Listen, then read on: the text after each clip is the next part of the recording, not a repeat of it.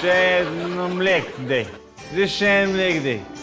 Pa ne tistega zahtevenega sranja, kar direkt z joškami, dej. Danes začnem do konca, dej. To so v bistvu otroci Arturja Šterna.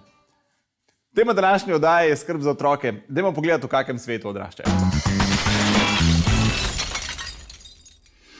Poglejmo najprej, če smo vsi. Roman!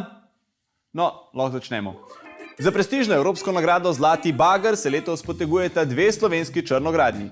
Jakličeva staja z napajalnikom nad Polhovim Gradcem in Turkova sušilnica sadja nad Sečovljami. Zlati bager seveda želimo obema. Sicer pa krivulja gospodarske rasti v gradbeništvu na grafu še vedno ni vidna. Vse od leta 2009, ko je zdrsnila pod rob ekrana. Ugledni analitiki zasedajo za priprtimi oziroma tesno zaprtimi vrati. Mrzično iščejo izhod iz trenutnega stanja. Vendarle pa je pricurljala vest, da se stanje v gradbeništvu le malce popravlja. Za zaposlene v podjetju Vigred je na primer danes vesel dan. Delavcem so po dolgem času skoraj nakazali decembrsko plačo. Mi smo blazno zadovoljni, da se je vendarle začelo nekaj premikati na boljše. Aha, pa ste dobili plačo? Ja, skoraj. V bistvu bi nam je mogel samo še dati. Samo še, no. Zelo malo je manjkalo. Skoraj smo dobili plačo, no. Danes po službi grem po pol leta spet skoraj lahko v trgovino. Pa skoraj smo zapili decembrsko plačo, skoraj. Ja, najlepša hvala za te izjave. Predvsem manj pa so se zabavali člani prostovoljne gasilske brigade Zahrbtno. Na kraj požara so namreč prispeli prezgodaj.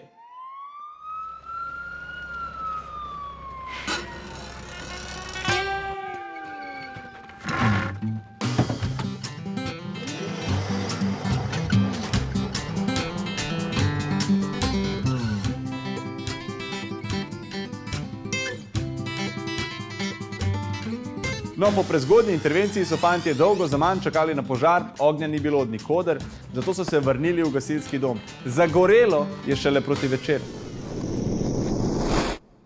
Vroče pa je bilo tudi v zakulisju Misto leta 2013, kamor je pokukal naš družabni kronist Tedi. Tedi.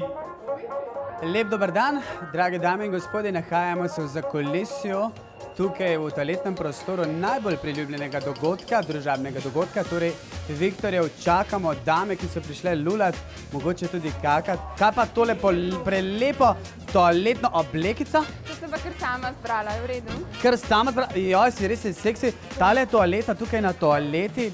To mi je pa Nina pomagala, Nina Maurinova, pa Jani je pomagal tudi Pavec. Ostal sem brez diha, mislim brez duha, mislim brez zadaha. Sama. In torej kratek odgovor, zdaj pa greste opraviti. Kako pa, dišiš kaj danes s to toaletno vodico? Lahko me povohaš. Evo, samo sekunda. Wow, kako lepo diši. Kdo pa je poskrbel za to toaletno vodico? To je pa poskrbel moj fant, ki mi je dal parfum. Pokaža, pa tu je tale. A to je tisto za Ritko? Ja, malo sem se zarekel, ja.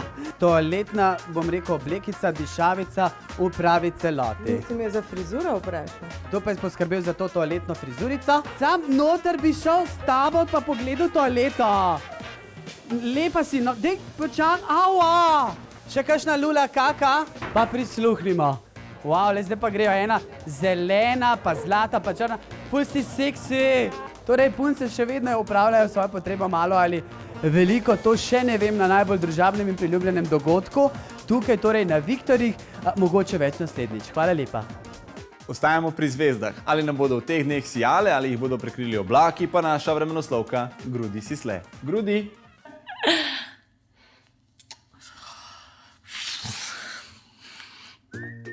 Hvala, Grudi. Še skok slovenskih cest. Največ težav v prometu so imeli vozniki na obali. Udeleženec se je takoj po trku nesebično sam odstranil s kraja nesreče, tako da je cesta spet normalno prevozna.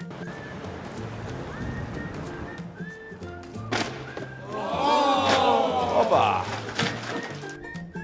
Poglejmo si še počasen posnetek. Tako, v bistvu pri prometni nesreči, kjer je nastala samo materialna škoda, moraš najprej umakniti vozila z vozišča, da je cesta za druge normalno prevozna. Hvala lepa za takšno ukrepanje.